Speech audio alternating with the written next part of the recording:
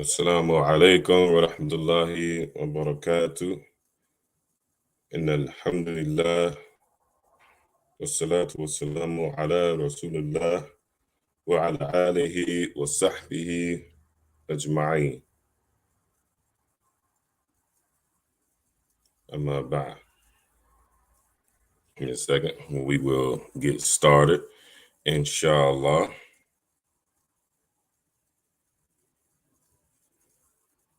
So,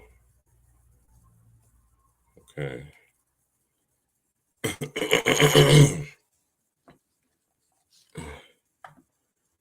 You tuned in with the good brother, the big brother, Abdul Kabir Al-Maliki.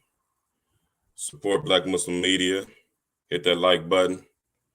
Hit that share button. Let's spread this hawk. Let's spread this truth. And allow us to speak for our own selves. Black Muslim Media. Alhamdulillah. Rabbil Alameen. What am I doing? Drop me a comment. Assalamu alaikum. Hey, what's happening? You don't know what you're talking about? Say something to the brother. Assalamu alaikum, people. Okay. So, inshallah ta'ala, we're going to get into the video. But first, I want to give a little overview. Let me clear something up.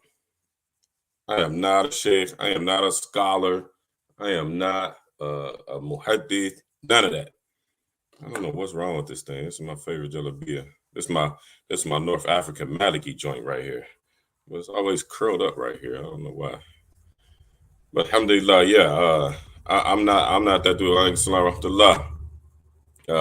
not that guy. Y'all ever heard about that guy at the in Medina when the people were making Hajj? He got that stick, and when people get to doing stuff, he got to keep the order with that stick, and the people keep going doing stuff that they're not supposed to be doing. Bow! He give him a pop with that stick. He's not the big grand sheikh sitting at the throne and giving the fatwa and the verdict. He ain't that dude, but he keeping order. That's who I am. I'm gonna keep this order on Facebook. I'm the dude. I'm the guard dog at the door. That's protecting all of the believers. I'm that guy. So all of you Wahhabis, all of you Salafi Wahhabis, all of y'all who keep them. Oh, you're not a sheikh. You don't know Arabic. Blah blah blah blah blah. Congratulations, y'all won the spelling bee. Now, how's your aqidah? Man, these guys, they keep me in business, man. They keep me in business. So let me give y'all a little history of who I am so that none of y'all get confused, so y'all can't make none of these false accusations. We were having Thailand one time, and it was these three young men, and they were very bright and very smart young men, young Muslim men. They came. We were having Thailand. We were proceeding. We were learning. We were doing our thing. Alhamdulillah, and alhamdulillah. Na'udhu excuse me. These three young men who were potential students, they had been picking up reading books from the Shia religion, and then they didn't like the fact that I had been voted to be the Amir of the community by default. Not because I went to Hadith school and not because I was the grand sheikh and I studied in 20 years over in Medina to Munawwara. None of that. It was, alhamdulillah, they deemed that I was the best that was available. So they was like, okay, the brother can help us and guide us until we can figure something else out. So we learning. Of course, we learning the further ain. This is what's important. So we learning that further ain, and these three guys, they have been causing a lot of fitna. The people that have been coming to me and telling me they were causing fitna, I was giving them, benefit of the doubt, chance after chance after chance, alhamdulillah. And they just couldn't help themselves. They just kept on with the madness. So one day they came into Eileen and interrupted the Ta'aleem. Mind you, we learning for the Ain, and we learning how to recite the Quran and Tajweed, and we're learning Arabic, beginners Arabic.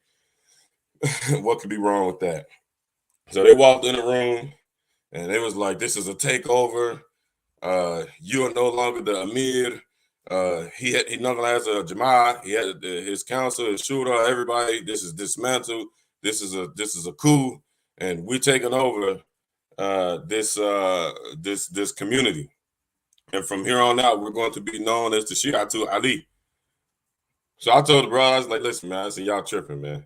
They were like students of mine, but there was like one guy, older guy, who was a manipulator, who said that he was a Shia, but he was Hanafi.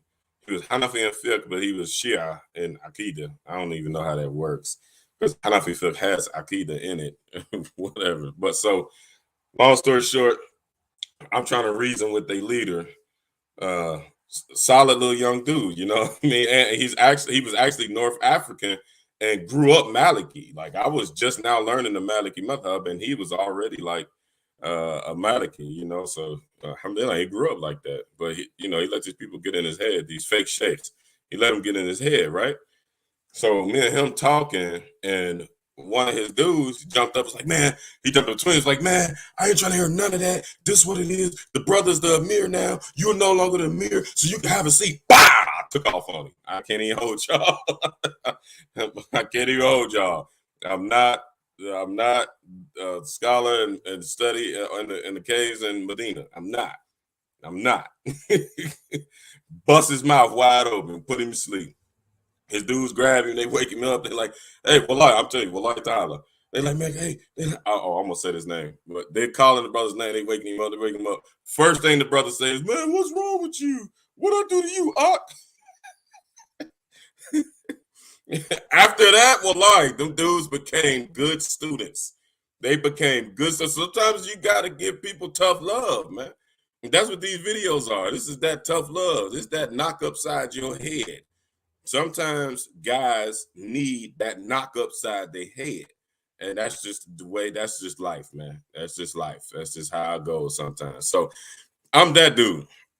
So be happy. I ain't knocking you upside your head. I'm just making these little goofy videos, and I ain't knocking you upside your head. So all right, inshallah. So I just want to make that clear, man. That I quit calling me a scholar, quit calling me the imam. Now I'm a student of knowledge, and that I'm just sharing what I have already grasped and handled. I'm just sharing that. I ain't. What's wrong with this? I ain't the scholar of Medina. I'm not that. So quit playing with me. All right, so we're gonna jump straight in. Inshallah ta'ala. We have a problem, man. The Salafi Wahhabi guys, they are causing so much trouble and causing so much fitna. So everybody knows I'm Maliki. Everybody knows I'm Ash'ari. So, I post what I believe and what I think. I got friends who are on my page who are Salafi and Wahhabi. The Prophet Muhammad alayhi salatu wasalam, he said, give nasiha.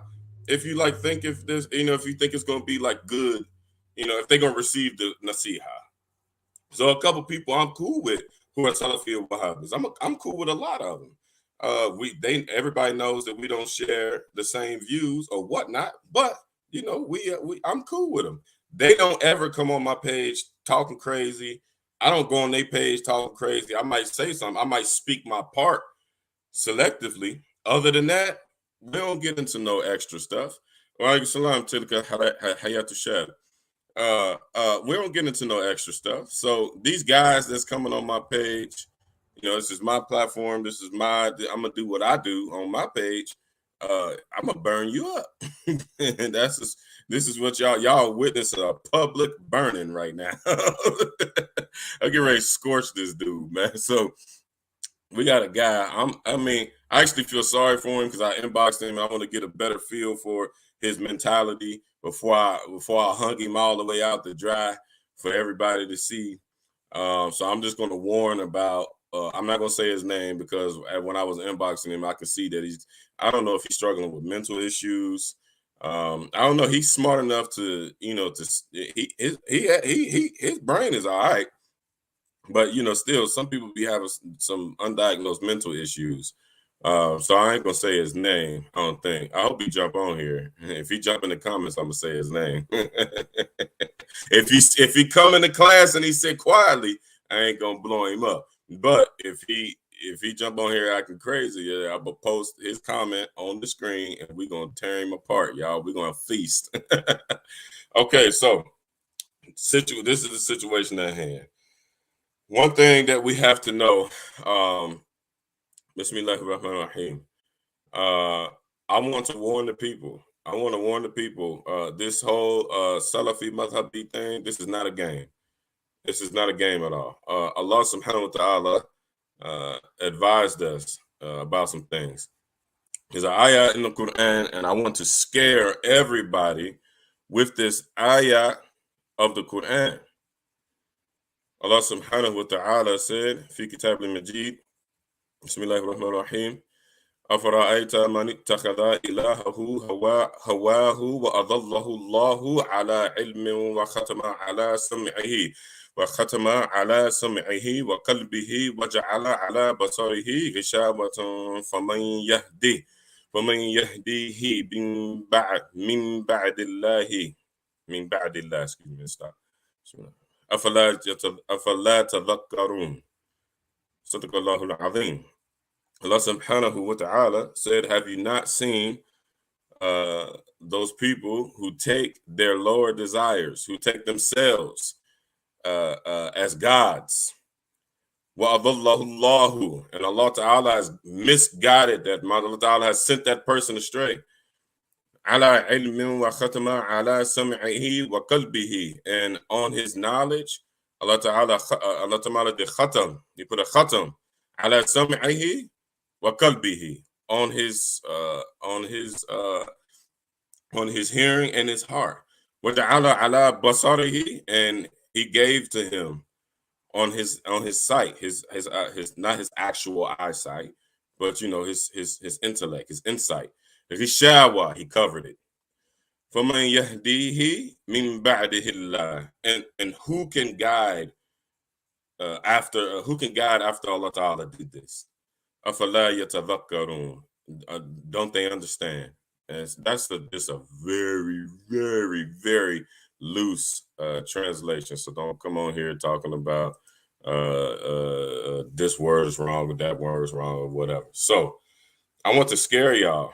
Allah subhanahu wa ta'ala warned us about with this ayah that we should not have you seen the person that takes themselves as gods, as take their lower desires as gods.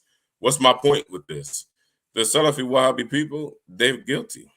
Now, mind you, disclaimer, this is not all of them. The followers, the laymen from the Salafi Wahhabi people, they don't know no better. They don't know no better. They're just following behind the conspirators, their leaders, their teachers, their imams.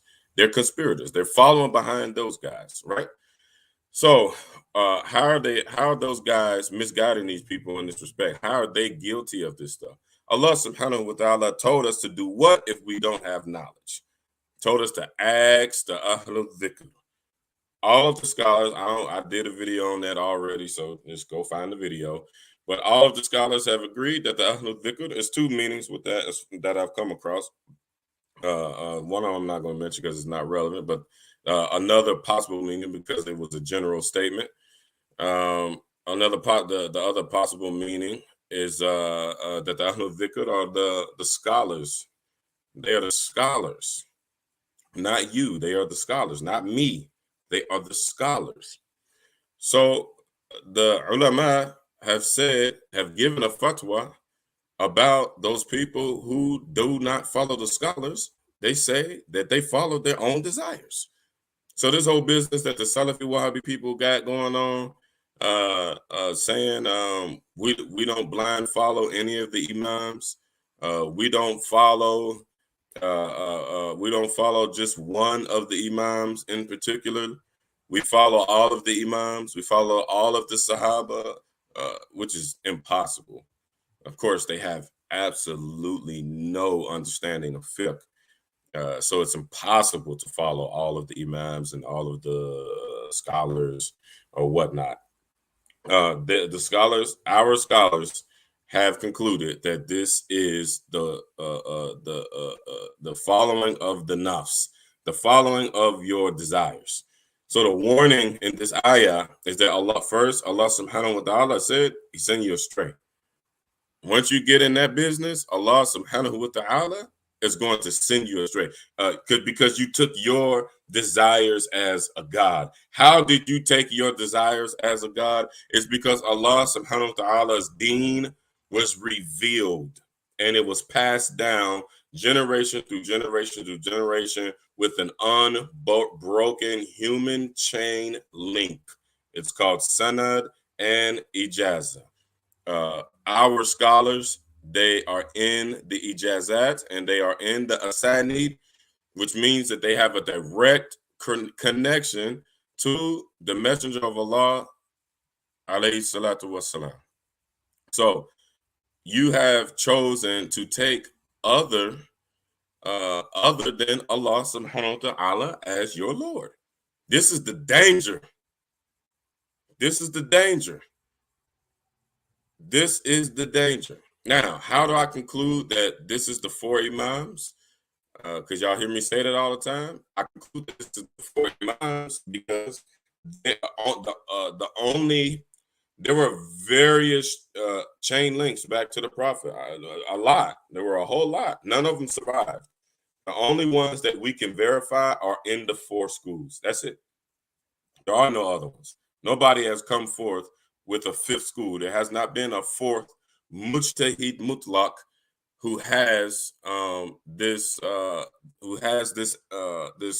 high rank of scholarship and an unbroken chain back to the Prophet alayhi salatu wasalam.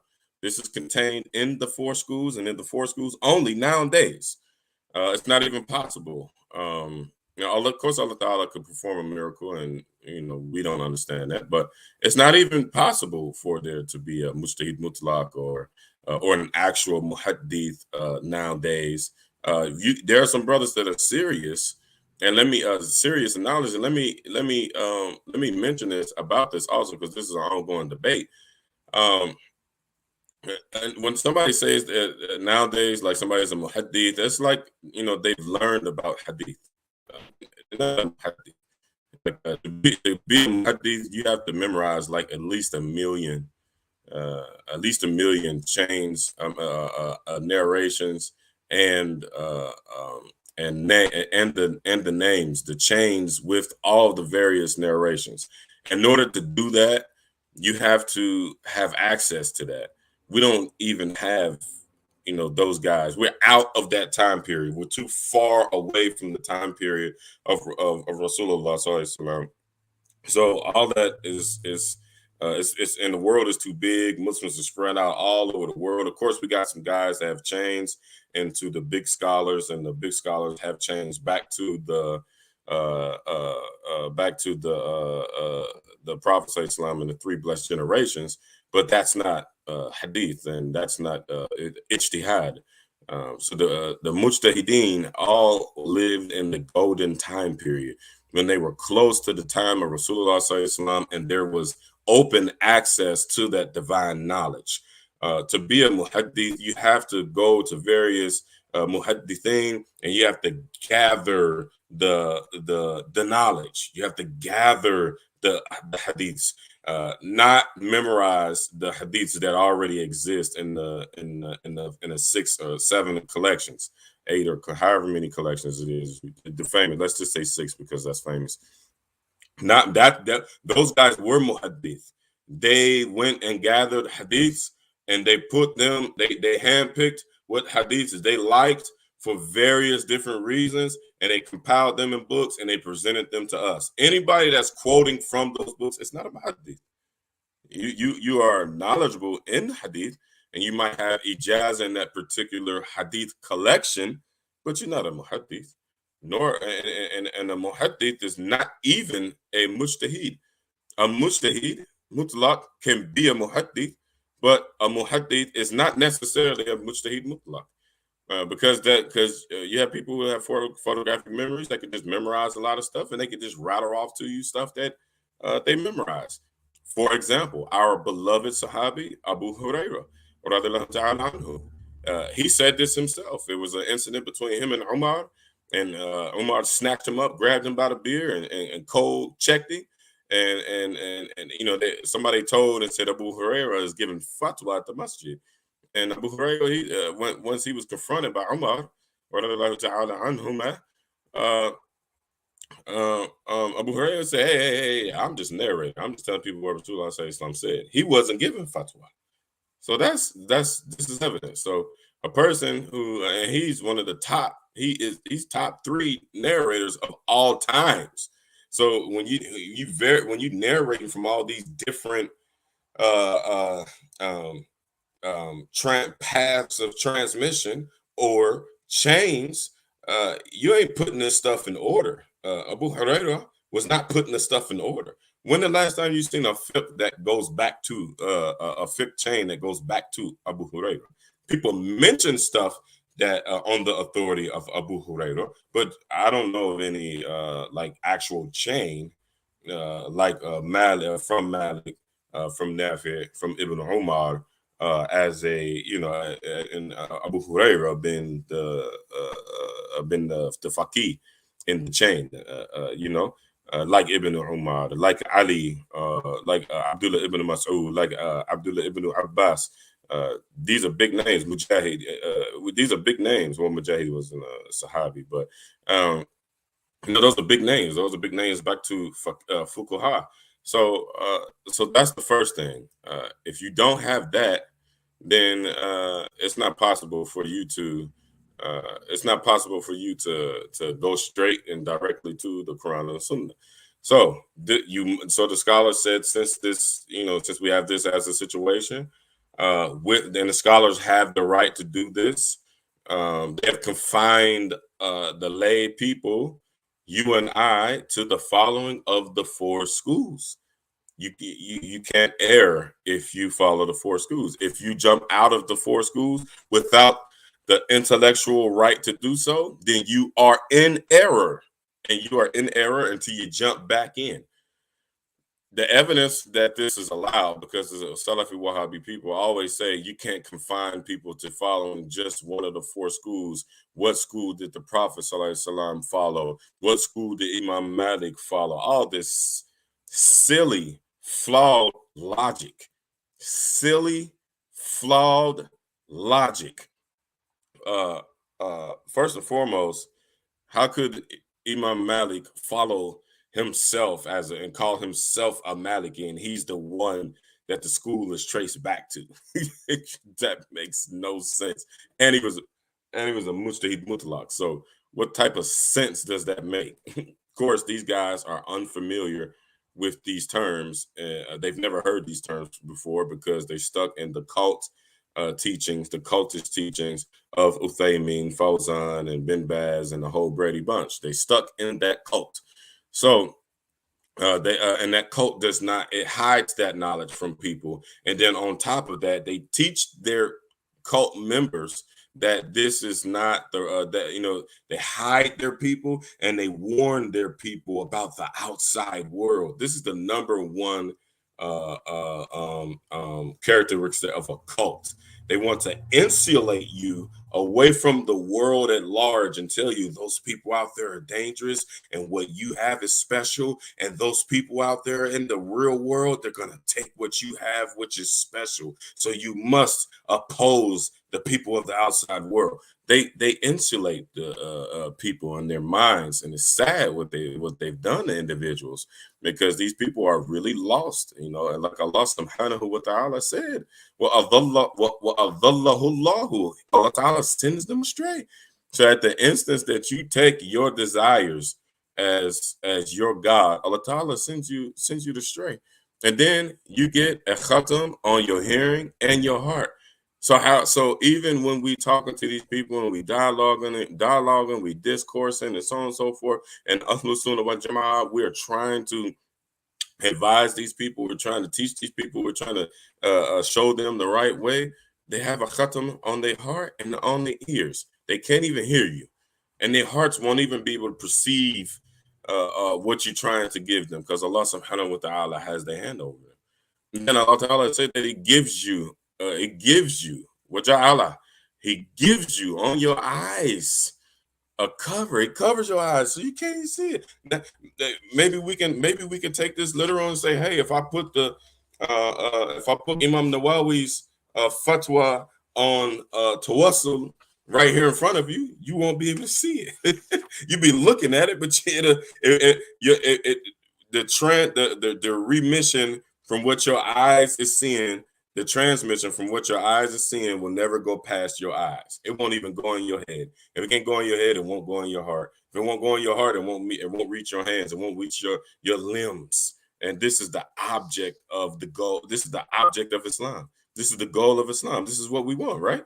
We want to become guided. We want to become learned, so that our actions and our behavior will reflect what we learn. How is that possible? If Allah subhanahu wa ta'ala put a block on your hearing, put a block on your heart, and then covered your eyes everywhere around. This is how disgusting taking your own desires as a God is. And taking your own desires as a God means doing what you want to do as opposed to what you are prescribed to do. You were prescribed to do this. And then Allah Ta'ala says, then who can guide this person after this? After Allah Ta'ala did that, who can guide this person after this? There's nothing you can do to help this person or these people. This is the danger of the Salafi Wahhab cult. This is the danger. I'm warning y'all. I'm not talking bad about y'all. I'm warning y'all. The evidence behind this, look at how Allah Ta'ala covered their hearing, their eyes, their hearing, their heart, and their eyes. There's a hadith, there's an athar from Uthman. Everybody knows it. The people were fighting about the 7 different modes of recitation of the Quran. And since the people were fighting about it, Uthman and all of the Sahaba, they were in agreement. Uthman came and made the decision. I believe it was Uthman. Came and made the decision. So, okay, we're canceling out all 6 other recitations, so we're going to stick with this one. This is how the script that we have today, this is how we got it. It's called the Uthmani script. This is where that comes from, in case you did not know. Uthmani house. This is what that is, if y'all didn't know. So he came and he canceled out all the other 6 schools of recitation, and he confined everybody to one school of recitation. One school of recitation said this is sufficient for you, and all of the Sahaba agreed with it. And this was not something that Rasulullah Sallallahu did. So with the fractured, with the shattered logic of the Salafi Wahhabis, when they ask you what madhab did the Prophet Sallallahu follow, well, the Prophet Sallallahu, he definitely wasn't an Uthmani. He definitely didn't only confine himself and his followers only to the Uthmani script. He didn't do that. This was a bid'ah hasana, and they say bid'ah hasana don't exist. Sayyid Uthman ibn Affan did this. He did it. He made ijtihad. He felt like this is what was good for the people, and he did it. And the other Sahaba, ashab, were in agreement. So this is evidence. So I wanted to explain to you all. This is the danger. This is your ma'idah. Be humble. Don't take it like this dude is talking about my set. This dude is talking about my people. It's not that. I'm reaching out to y'all. I don't know. I don't know if this is dawah or tabligh, but I'm reaching out to y'all and I'm trying to explain to y'all the dangers of following your own desires. The 4 schools are all of the scholars have confined us to the. Oh, the video's messing up. Somebody let me know if the video is good or if it's not good. My wife just commented and said the video is messing up. Can y'all hear me?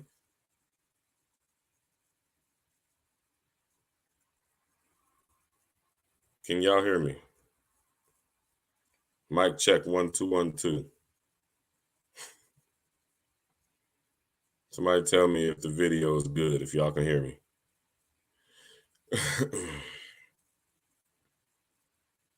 Maybe y'all can. Okay, Jumbo said y'all it's cool. I don't know what's wrong.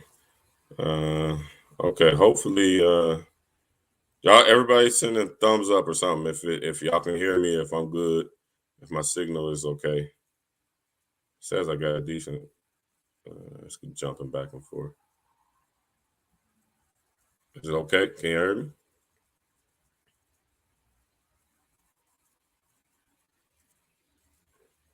Jomo said yes.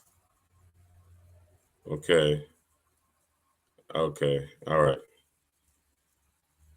Okay. All right. So it broke up a little bit. It's cool. All right. Okay. So inshallah. Um, this is Mauida. I'm not trying to be funny. I'm trying to help the people. I'm trying to help my people because African Americans are being swept into this because we haven't been studying. So that's what these videos are: is to help people out with what they have not studied yet. 99% of the time, a person does not choose to be a Salafi or Wahhabi. They come from a certain area, a certain region, and they were introduced to the Salafi Wahhabi methodology. But that was their first introduction to it. And that's all that they know. And they spend 5 and 10 years. And then, like me and the brother said, and like in Philly, Jersey, New York, Chicago, Detroit, all of these places, they have a culture and they have a Salafi culture. So so you will be the only one if you became Maliki and you went to Germantown Masjid, you would literally be the only person who prays with their hands to the side. And then everybody in that congregation is going to jump on you. Sometimes I think actually physically too. I heard I heard they'll beat up the Ahlus Sunnah wal Jama'ah. I heard that. So you'll be the only one. So you have a culture now, which is a problem. You have a culture, which is the problem. So now it's no longer an academic thing, and this is dangerous. Now we're just doing it because everybody's doing it because it's cool. Everybody's wearing the black niqabs because it's cool. I don't know everybody's heart, but they wearing the black niqab because it's cool. I'm hearing that the actions are not matching up with the black niqabs. Brothers are walking around with the izab. I don't know their intentions, but but the scholars do say, well, you can see what's in the heart. You can see on the hand what's in the heart. So I'm hearing that the actions are not matching up with the izab. The actions are not matching up with the niqab. So we got a problem. We got to talk about it. So let's jump in. Let's jump into the lesson for the day. First, like I said, I want to warn y'all with that ayah. That's a warning. Always, I have to do this to myself and all of the other Sunnah wal Jama'ah. We all do this. We look at this ayah. Am I following what I want to follow because I like it and because all of my people around me are doing it? Am I following what I want to follow, or am I following what Allah Subhanahu wa Taala revealed to His messenger? And so many videos I've made, so many videos on YouTube, so much knowledge and information is out there. There's no reason for you to be misguided. There's no reason for it. You can Google anything nowadays, that's a good thing and it's a bad thing. You can Google anything, but you got people. If you chimed in on this video and you seen what I'm saying, question what I'm saying. Google what I'm saying to you. Go to a sheikh. Don't go to a Salafi sheikh because I'm going against the Salafi and Wahhabis. Don't go to him. Go to another sheikh. Go to a Maliki sheikh. Go to a Hanafi sheikh. Go to a Shafi'i sheikh. Go to a Hanbali sheikh. What we like to say, what me and the brothers in the 18, what we say, if you want to learn the mistakes of your sheikh, go and learn with another sheikh. So we all right with mistakes. Mistakes help you learn the right way. Don't stay stuck in the cult and say, oh, Muhammad ibn Abdul Wahhab said this. I don't care what Imam Nawawi said. Haram alaik. This is not permissible. This is the epitome of taking your own desires as a god. And I read you the ayah. Allah subhanahu wa ta'ala said He will misguide you, and he'll cover all of your faculties of reasoning. And then you'll be looking silly on the internet arguing with a person who has not chosen to follow their own desires. You're gonna be looking silly, like this individual I'm getting ready to tell y'all about. So, problem at hand. This is what y'all getting ready to learn. I put up a post that said for the legality of doing tawassul. So the Salafi Wahhabi people have picked their fights with the Ahlus Sunnah wal Jama'ah. They've picked them. And they've taken certain things that could be in question and they blew it up inside of their cult. They blew it up and was like, see, look, these people worship graves. They worship the dead. Okay? 90% of the people that repost some big Saudi scholar, supposed to be scholar, talking about making supplication to the dead, going praying to the dead, praying at the graves, grave worshipers, etc., etc., etc. Y'all have heard it before. Y'all know the lingo, right? 90% of them don't even know that there's an actual Sahih hadith about doing tawassul, quote unquote, per the Salafi Wahhabis, quote unquote, worshiping the dead. So we're going to get into I'm going to read y'all the hadith first and show you the hadith because they say, well, where's your proof, brother? Where's your proof? So we're going to read it, and we are not going to read it in Arabic because 99% of the viewers do not read Arabic. So if you jump in the comments and you ask for the Arabic, you are arrogant and you are showing off. That is not for the people. It doesn't matter what is said in the Arabic because the people do not understand Arabic. You speak to the people in a language they understand. So if you find a Salafi Wahhabi beating you down about a particular matter, and he's like, hey, I won the spelling bee in Medina in 1994, where's the Arabic? Wallahi, 100% of the time that I actually played this game with the Salafi Wahhabi fake sheikhs, and I gave them the Arabic, they ignore it. They ignore it. They switched to another issue. One of my companions in the A team, they told me that one of their shuyukh said, when you talking to the Salafi Wahhabis, keep them on one point because they have a tactic. The conspirators, which are the teachers, some of their teachers, the conspirators, those big famous Salafi Wahhabi teachers, they have a tactic that they use. And when you bust their head on one thing, they switch to another. They say, oh, well, here's the hadith about Tawassul Imam Nawawi. You like Imam Nawawi? Yeah, we teach Imam Nawawi's 40 hadith in the masjid. Okay, well, he said Tawassul was good. Oh, well, where is Allah? Like, whoa, we're talking about Tawassul. Oh, you follow madhab, you following the man instead of following the prophet. Keep them on one issue. Oh, well, where's the Arabic? They switch. This is hypocrisy.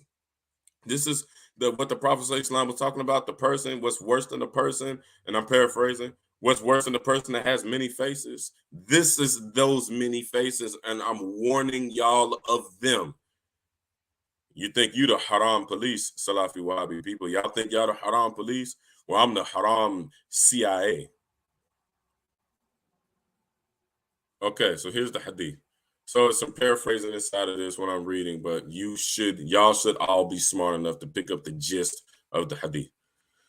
The hadith of the man in need after the death, this is the title, after the death of the Prophet, sallallahu alaihi wasallam. Tabarani, big scholar. I shouldn't have to tell y'all who Tabarani is. In his Majma'u Saghir, reports a hadith from Uthman ibn Hanayf radiallahu ta'ala anhu that a man repeatedly visited Uthman ibn Affan radiallahu ta'ala anhu concerning something he needed, but Uthman paid him no attention, paid him or his need any attention. The man met Uthman ibn Hanayf and complained to him about the matter. This being the matter, this being after the death of the Prophet ﷺ, and after the khilafahs of Abu Bakr and Umar. That's a side note. So back to the hadith. So Uthman ibn Hanayf, radiallahu ta'ala anhu, who was one of the companions who collected the hadith and was learned in the religion of Allah subhanahu wa ta'ala, said, go to the place of ablution and perform wudu.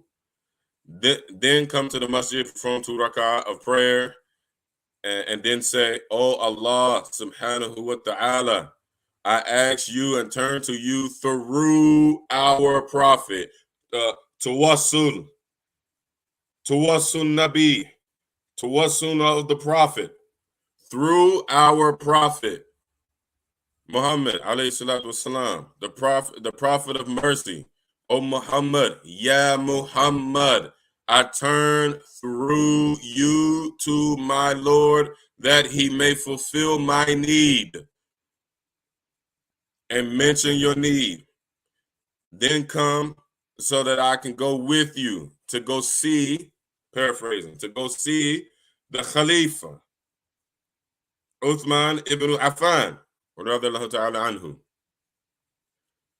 So the man left and did as he had been told, then went to the door of Uthman ibn Affan, radiallahu ta'ala anhu, and the doorman came, took him by the hand, brought him to Uthman ibn Affan, radiallahu ta'ala anhu, and seated him next to a cushion, on a cushion. Uthman asked, "What do you need?" And the man mentioned what he wanted. And Uthman accomplished it for him. He did it. He took care of him. Then he said, "I hadn't remembered you until now." Adding, whenever you needed something, just whenever you need something, just mention it. The man left, met Uthman ibn Hunayf, and said to him, "May Allah subhanahu wa ta'ala reward you. He didn't cede to my need or pay me any attention until you spoke to him." Uthman ibn Hunayf replied, he said, "Wallahi, I did not speak to Uthman ibn Affan, but I have seen a blind man come to Rasulullah alayhi salatu wasalam and complain to him of the loss of his eyesight. Prophet Muhammad alayhi salatu wasalam said, can you not bear it?" And the man replied, "Ya Rasulullah sallallahu alayhi wasallam, I do not have anyone to lead me around, to take me from place to place. And it is a great hardship for me." The Prophet sallallahu alaihi wasallam told him, "Go to the place of ablution, perform wudu, and pray 2 rak'ah of prayer, and make this supplication." The same supplication. I'm finishing the quote. I'm sorry. Ibn Hanif went on by Allah subhanahu wa ta'ala, "We didn't part company or speak long before the man returned to us as if nothing had ever happened to him. Nothing was ever wrong." So end of the quote. So this is no longer the paraphrase of the hadith. This is me talking. So just to recap, in case y'all don't understand, because it's kind of a little bit back and forth. So the man kept going to Uthman, the Khalifa. For whatever reason, he didn't have time for him. He couldn't accomplish whatever the man needed, right? People took him to Uthman ibn Hunayf. Uthman ibn Hunayf witnessed tawassul, a miracle as a result of tawassul during the time of the Prophet. They told him what he saw. He said, "Hey, I seen this happen during the time of the Prophet. This was the dua." And the dua said, "Oh, yeah, Muhammad, through you, Ya Allah, through your Prophet." Okay? Tawassul. So the man did what he told him. Of course, he told him to make wudu and make a couple rak'ahs. Okay, I'm paraphrasing. Man did that. They went back to Uthman, the Khalifa. Uthman the Khalifa. He got him together. He gave him whatever it was that he needed. I read a part that mentioned it, and then he went back to Uthman ibn Hanif. He was like, "Hey, yo, good looking out. I appreciate you hollering at the Khalifa for me. I'm straight now." Uthman ibn Hanif said, "I ain't talked to the Khalifa. What you talking about?" He said, "Man, you didn't." "No, I ain't talked to him." He said, "But I can tell you this. This is how it happened." And he told him of what he witnessed himself during the time of the Prophet. Okay, so we got a hadith, a sahih hadith that proves tawassul. So first thing, why do the Salafi Wahhabi say that call us people praying to the dead, that we worship the dead, that we make prostration to the dead, and this is shirk? And since we do this and we believe in this, that this is shirk is kufr, and kufr means that their blood is lawful and that they're not Muslim. And we have a sahih hadith. Y'all stop following that cult. So we prepare for the argument, right? I ain't gonna get into. So there's a whole refutation to this hadith, right?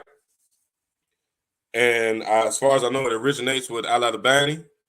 Disclaimer: Al-Albani was not a muhaddith. He knew a few of them. He was not a muhaddith. he strayed in error of the sunnah of collecting hadiths. Nobody from Ahlus Sunnah wal Jama'ah accepts Al-Albani as an authority in hadith. So he attacked this hadith because it was contrary to his belief.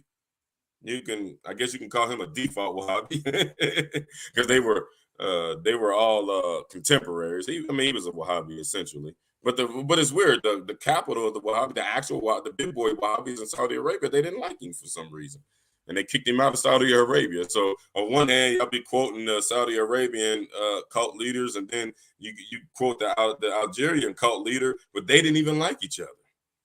They were beefing with each other. Whatever. And when I say they pronounce heresy on each other. So it ain't there's a difference of opinion. No, don't play that game. So Al-Albani wrote a whole refutation, and then a whole bunch of his cronies after him, they wrote refutations, and they attacked the authenticity of this hadith. First and foremost, what person who is Ahlus Sunnah wal Jama'ah puts Al-Albani on the level of Tabarani and his like? What person in their right mind does? What hadith book has Al-Albani ever compiled? What hadith students did Al-Albani have and sent all over the whole entire world with an unbroken chain back to the other muhaddithin? Don't exist, right? All of his books exist because of he went and stole hadiths out of the books of the actual hadith muhaddithin from their collections, and then he went and remixed it and said, okay, this is the new Islam. The old Islam, we don't have that anymore. That's just a breakdown. I'm gonna save y'all a bunch of books and a bunch of reading and a bunch of frustration. I had to go through these pains. I had books when I was in jail, and I didn't know who was who. I didn't have Google to say who was who, and I didn't have Facebook to connect with individuals from all over the world like I'm doing now. I didn't have none of that. I had the books that were bought by other people in the library. And I've had books that had Shaykh, Muhaddith, Al-Albani on it. When I see Shaykh and I see Muhaddith and then whatever his name is, I don't even care about his name anymore. I didn't see Shaykh and I see Muhaddith and I'm like, yeah, I'm getting my deen. I'm getting my deen on now. Warning, check your peoples. So he wrote a refutation. He attacked the authenticity of the hadith. Number one, Tabarani, he's enough. He's enough as a muhaddith, as evidence against the Salafi Wahhabi cult leaders, as evidence. So let's look at a list of names. Let's look at a list of names that authenticated this hadith.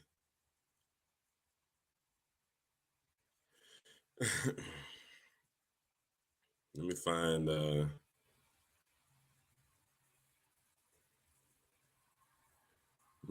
this list of everybody. Okay, found the list. I'm gonna go from the bottom, top to the bottom. I'm gonna go to the bottom to the top. All right, so all of these people are Ahlus Sunnah wal Jama'ah. All these people are. We'll talk about that afterwards. I'm pretty sure y'all know the names. So Al-Albani and Ibn Abdul Wahhab, Bin Baz, Uthaymin, the whole Brady bunch. All the to nowadays, Fawzan, all these big names in the Salafi Wahhabi cult, they all have denied the authenticity of this hadith. So now what you have to do is you have to choose between the Salafi Wahhabi teachers and the actual Ahlus Sunnah wal Jama'ah, the actual guys who were actual muhaddithin. Those guys plagiarized the work of the muhaddithin. So let's look at a list of muhaddithin who authenticated this hadith for one reason or another. We're not going to get into that because I'm not certified in hadith. I make taqleed to my muhaddithin, as should you, because you don't know anything about hadith either. And even the silly guy who was challenging me on this, and I'm gonna get to that, he knows nothing about hadith either. He went on and started calling me a Jew. He started calling me a Shiite and started just throwing all these Khawarij type slurs, because that's what the Khawarij do. They deflect. They don't talk about the issue at hand. They just deflect and they get people all riled up because they didn't called you a name. Well, they killed the 4 Khalifa, so you ain't hurt my feeling. Not the 4, but y'all know who died. Who was they killed Omar. Let me stop before. Let me fix that before they sound bite the clip and then post that. Look, don't take from him. They killed Omar. They killed Omar. So who am I? List of names. Tabarani said it was rigorously authentic. Al-Haytami, rigorously authentic. Al-Mundiri, rigorously authentic. At-Tirmidhi, Hassan Sahih Gharib. Ibn Khuzaymah said the same thing. He was the same. So all these names coming out there, they gave it the same classification that Tirmidhi did, which was Hassan Sahih Gharib. Ibn Khuzaymah, Imam Ahmad, Al-Mujtahid, Imam Ahmad, Al-Nasa'i, Ibn Majah, Al-Bukhari. We already mentioned Tabarani, Al-Hakim in his Mustadrak, and he gave it a rigorously authentic, Sahih. Al-Dhahabi, he affirmed it was rigorously authentic. Al-Bayhaqi, Shu'ba, Abdullah al-Gumari, Mahmoud al-Sa'ad, Mahmoud Sa'id, Mamdu, big names, okay? Big names. So are you going to take those names, those individuals who are actual muhaddithin, who actually compiled hadiths? They had hadith teachers who had connections with the 3 blessed generation, the Salaf, and they obviously had connections with the Prophet Muhammad alayhi salatu wasalam, correct? They all are connected. All of them are connected. And they are in unison about this particular hadith. Or you're going to take some people who came 1,300 years later, who had no connection, no isnad whatsoever, for what they're saying. No scholars of the Salaf didn't like this. Well, there might have been some, but we have a majority, obviously. All those names, I'm not aware of the ones that didn't like this hadith, so I'm going to leave that up there for the scholars. But even if you bring them, those names right there are big enough for us to believe them, to make taqleed of them in that manner and believe it. Point blank and period. SubhanAllah, I said Bukhari's name is on this list. Bukhari recorded the hadith too. Bukhari not enough? But of course, Salafi Wahhabi today told me, he said Bukhari had issues in his aqidah. This man probably don't even memorize 10 hadith. And if he do memorize 10 hadith, he memorized 10 hadith that came out of the collection of Imam Bukhari. They weren't his own, that he wouldn't sat and got 50,000 hadith from this sheikh, 50,000 from that sheikh, 100,000 from that sheikh, 500,000 from that sheikh. This is who Bukhari was. Let me sidebar for a second. Let me drop on you how serious Imam Bukhari was, because y'all play, the Salafi Wahhabis, they play with the severity of the scholarship of Bukhari. So Bukhari's he's European. He's from Russia. He came from Russia, right? He came to I think it was Baghdad. Somebody correct me. Hey, brothers out the 18. Salam alaikum. Imam Nadir. Brothers out the 18. Where did he go? Did he go Basra or Baghdad? Wherever he went to one of the big hadith capitals. It might have been Kufa, one of them. And the muhaddithin who were already there, they wanted to test the young boy, right? They want to test the young boy. They say, are they talking about back wherever he came from? He know hadith. They gave him, subhanAllah, somebody else correct me. I don't know if it was 10 or if it was 100. Somebody else correct me. I think my guess is 100. 10 or 100. It was a significant amount, I know. They gave him these hadiths. They mixed up the narrations and they mixed up the chains of narrations. They mixed them all up on purpose. And they gave it to him and they said, fix these. And wallahi ta'ala, he fixed every single one of them. And they certified him and they brought him in and said, that boy's special. You gonna tell me that an individual that has the ability to do that, you who don't even know Arabic, who never seen a muhaddith, you've never seen a muhaddith a day in your life, ever. You've never seen somebody who saw a muhaddith. You gonna tell me that Bukhari got issues in his aqidah? That's what I'm telling you. Allah, I gave y'all the ayah before. It was Baghdad. Somebody is correcting me. It was Baghdad. See how that works, Salafi Wahhabi people? I was wrong. Well, no, I was right. I said Baghdad, but I wasn't sure. But I was willing to be wrong about something. See, Salafi Wahhabis? It's easy. Khalas. If I was wrong, somebody correct me. Boom. That's it. I'm done. And I fixed that, and I go on with my life. Because I'm here for Allah and His Messenger. I'm not here for no other reason. So you mean that that's why I gave y'all the ayah. Allah Ta'ala said, if you choose, and let me reiterate this, if you choose to follow your own desires, then that means that you have taken your own self as a god.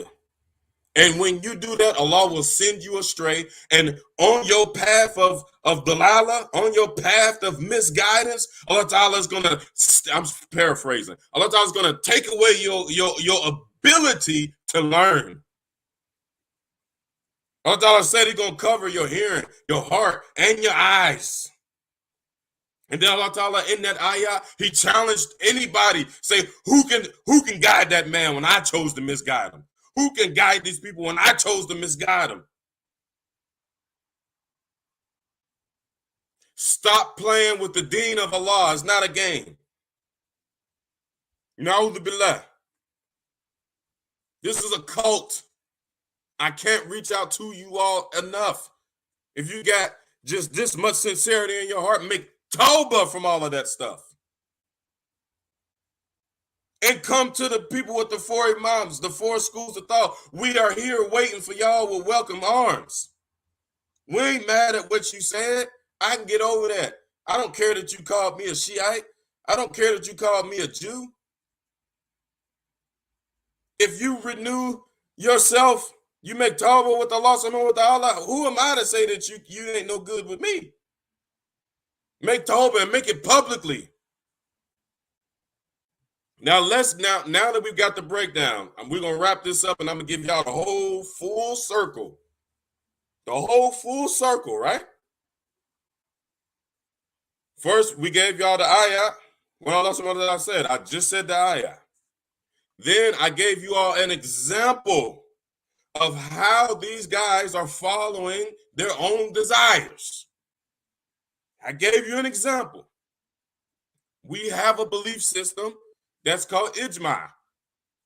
In my limited understanding of fiqh, that right there, I would preclude that is a scholarly consensus when we have that many muhaddithin certifying that particular hadith about tawassul.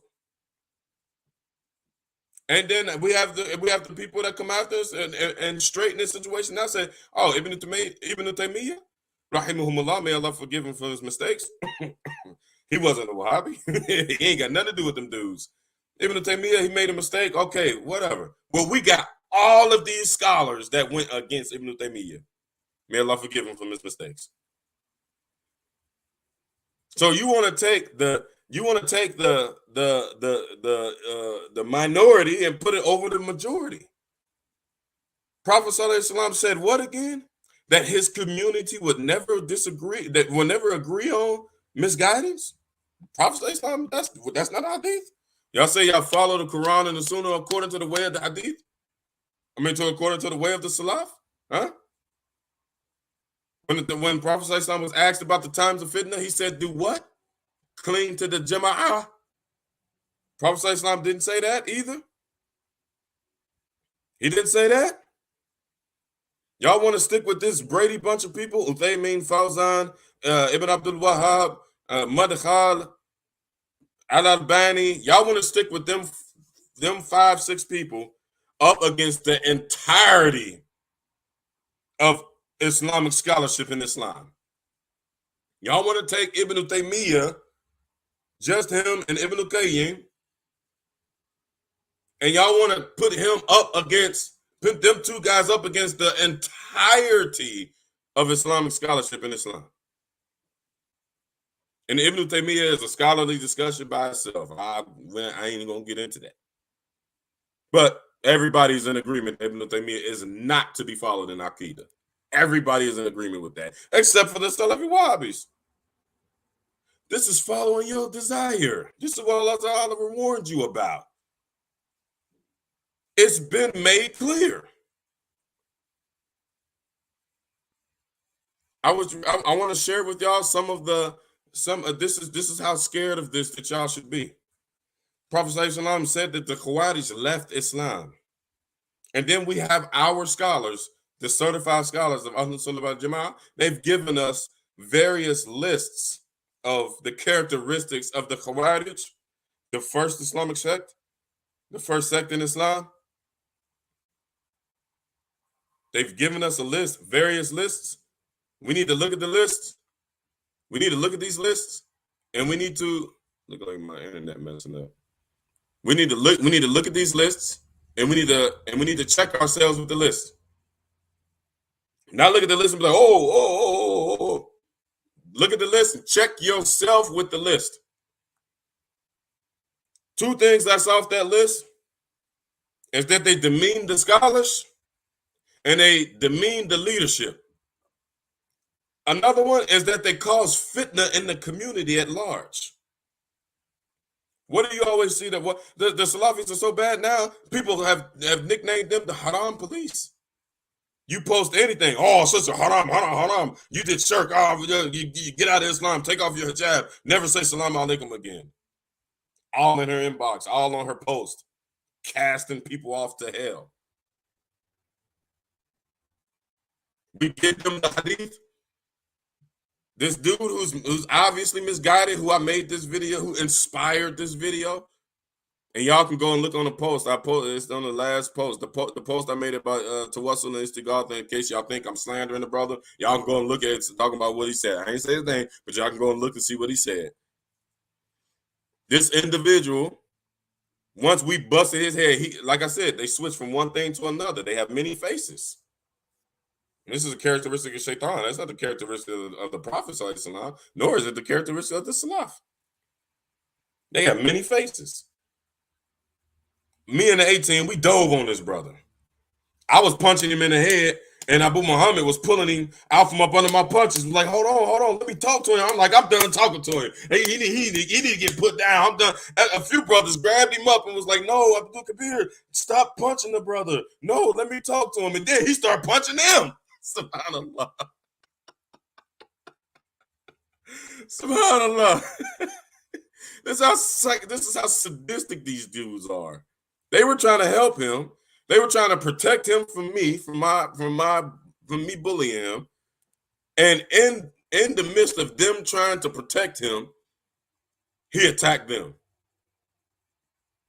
Called us all kinds of names. And they was trying to say, no, what the brother is trying to say. Because, I see these dudes coming. Just like that story I told you at the beginning. If you want to talk, we can talk. But you want to do that other stuff, we can do that other stuff. As soon as I see him doing that other stuff, bow! Hit him right in his mouth. Just like I told y'all with that story in the beginning. If you want to talk, we can talk. So the brothers was trying to help him, right? They provided him with all this evidence. They trying to help him, right? They provided him with all this evidence. He changed his face. He said, where's the Arabic? Where's the Arabic? Where's the Arabic? Oh, where's this? Who's this? Where did that come from? All these different excuses to not believe the truth because he's following his own desires. His own desires have become his God. One of the brothers from the 18, Abu Isa, hit him with the Arabic. Boom! Then he went and started a whole new thread and said, this is the belief of Bayhaqi. This is not the belief of Ahlul Sunnah wal Jama'ah. He attacked the scholars.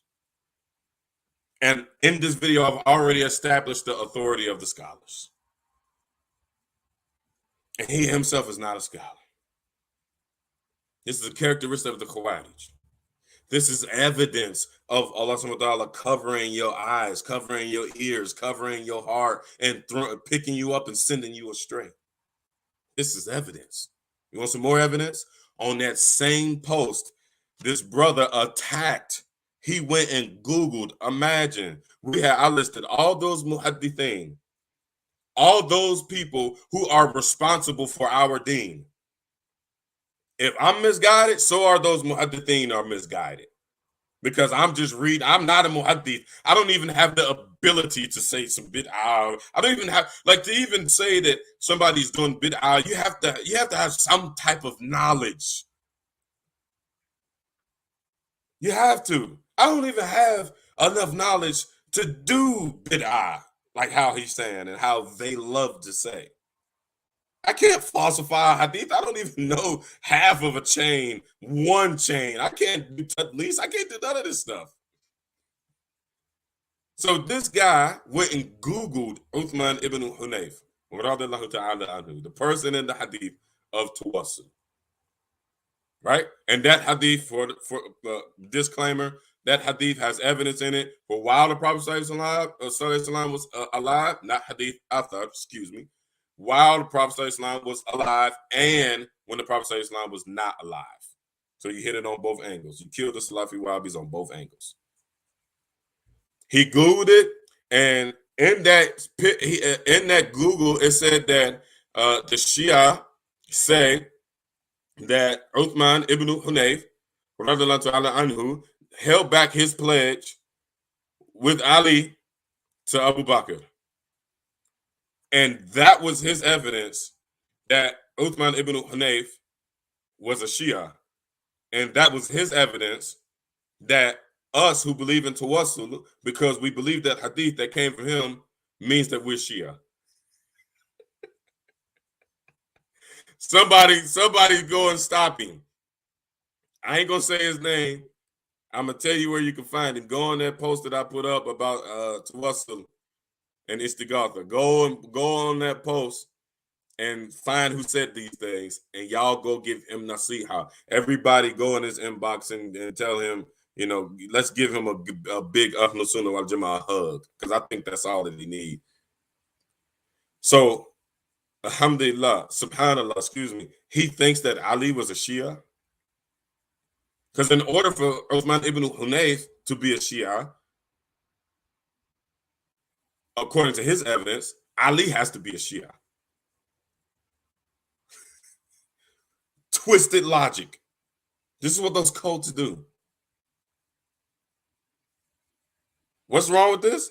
Prophet ﷺ forbade us from slandering any of the Sahaba. Any of the Sahaba. If you find somebody slandering a Sahaba, don't take one word of Islam out of their mouth until you hear them make tawbah. To slander the Sahaba is haram.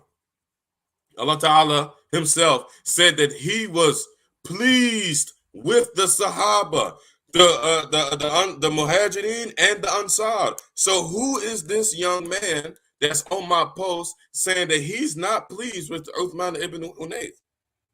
And that Uthman ibn Hunayf is a Shia, which is a deviant group of Islam. So who are you to go against Allah? See the evidence of Allah covering their faculties? Allah picking them up and sending them astray? See the evidence? This is how lost you can get if you are not on the minhaj of the salaf. The minhaj of the salaf is the four imams. Like I said in the beginning, if you're not on that, you're in error. You've gone astray. And you're just going to keep on going so far, far, far away. The more you pick up that stuff and feed yourself that stuff, the further away from Islam you're going to go. These people say this kind of stuff out of their mouths. I can't make it up. Many faces. You want to see how Allah Ta'ala has covered the heart, the akal? Allah Ta'ala covered the akal. I talked to the brother in the inbox, and I want to give him benefit of the doubt. So I want to give you a chance to recant the stuff that you were saying. And y'all see me on the post. I say, hey, take this back before you embarrass, man. You should take it down, and you should make talk. I asked him. He's like, oh, he's attacking, right? This is when he told me that Bukhari had issues in his Aqidah and that he's not going to follow him because Bukhari had issues in his Aqidah. So he told me you don't know Arabic, and because you don't know Arabic, you should stop teaching. You don't know nothing. That's like I told you. That's one of their moves. They say, hey, give me the Arabic, right? Even though there are Jews and Christians that speak much better Arabic than these individuals, there are atheists that have eloquent speech in Arabic, and so that's not a point of proof for them. So I read something to him in Arabic because one Salafi Wahhabi tricked me, and I sent him something, and I peeped what he was doing. It was taking him a while to get back. When he was interrogating me, he was going boom, boom, boom, boom, boom, boom, boom, boom. And then when I hit him with something, it'll take him a while to respond. I'm like, maybe it working or whatever. He was Googling. That's what's wrong with these. This is how sick these individuals are. I mean, spiritually sick and mentally, some of them. So he was copying and pasting stuff that I was putting up and Google translating that. So beware of these people saying, where's the Arabic? Beware of them. Because they ain't gonna do nothing but copy it and paste it in another window or something and have it Google translated. So I'm hip to that trick. So I voice recorded. He told me to recite a hadith from memory or whatever. I was like, hey, I never told you I memorized no hadith. I ain't never told nobody that. So I read something from him. I read something to him in Arabic from my hadith studies, right? It's this strong Arabic, right? I was like, translate it. He couldn't translate it. But he all on my posts and everything. You don't know Arabic. You shouldn't teach and just that. But I read something to him in Arabic, and he couldn't. Number one, he didn't translate it. Number two, he failed at translating it. He tried to correct me on the word. I took a picture of the word. I blew the picture up so he can't say that he couldn't see it. Well, I got the receipts. If he jump on here and he say something, I'm post it. He told me he couldn't see it. But Allah sorry. And Allah Ta'ala will give you a cover over your eyes. No matter what I say, what I did, however I put, I could have took a sawzall and cut his brain open, split his head in half, took his brain out, and glued his brain to my screen, and it still wasn't going to trickle down to his heart. Another characteristic of the Khawarij. They recite the Quran, they recite all of this stuff, and what Rasulullah say, it won't go past their throats. It's just talk in their mouth. Cheap talk out of their mouth. Na'udhu billah min dhalik. May Allah Ta'ala help us. May Allah Ta'ala protect us from this fact. And may Allah Ta'ala guide the people. Allah Ta'ala, guide my people. We are falling in this hole of Salafism, of Salafiyah. Allah Ta'ala, please protect us from this. And this is just one instance. This happens over and over and over and over and over again. And because nobody has the courage, not a lot of people have the courage to come out and go to war with these dudes like I'm doing now, because it's ugly. This is ugly. Nobody got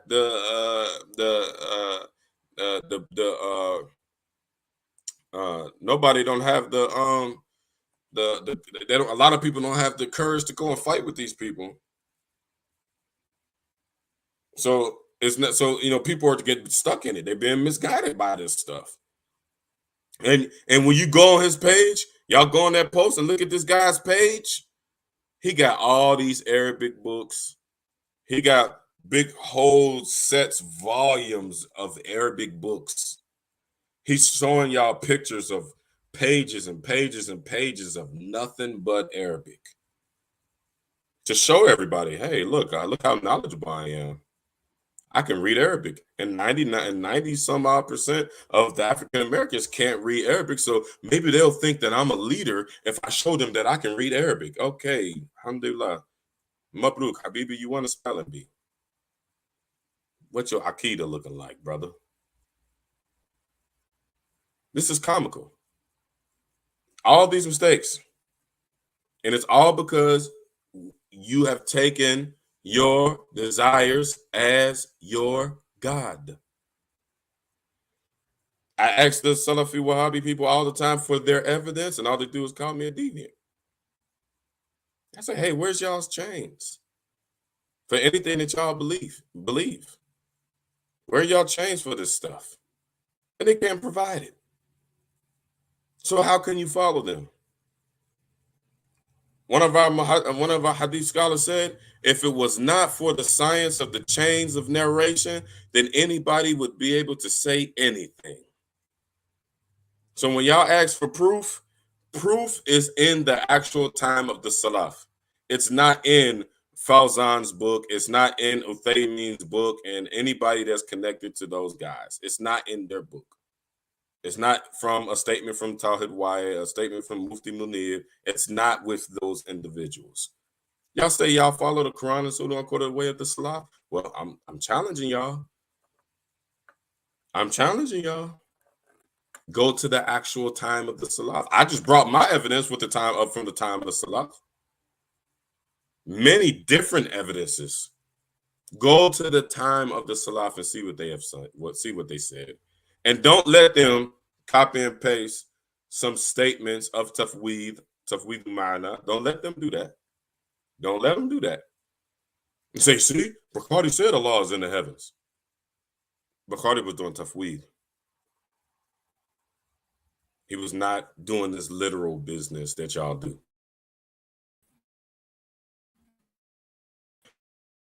Alhamdulillah. Alhamdulillah, alhamdulillah. If I said anything wrong, it belongs to me. It does not belong to Allah subhanahu wa ta'ala, his beautiful deen, nor his messenger, nor the illustrious companions, or any of our illustrious ulama. It belongs to me and my mistakes. I love y'all all for the sake of Allah. Tune in tonight, 9 o'clock. We got Love Talks Live. And the topic is the condition of Muslims after divorce. The condition of Muslims after divorce. So me and wifey gonna be tuned in to that. I love y'all all. I love y'all all for the sake of Allah. Aqulu qawla hadha wa astaghfirullah wa la ilaha illallah. Assalamu alaikum wa rahmatullahi wa barakatuh.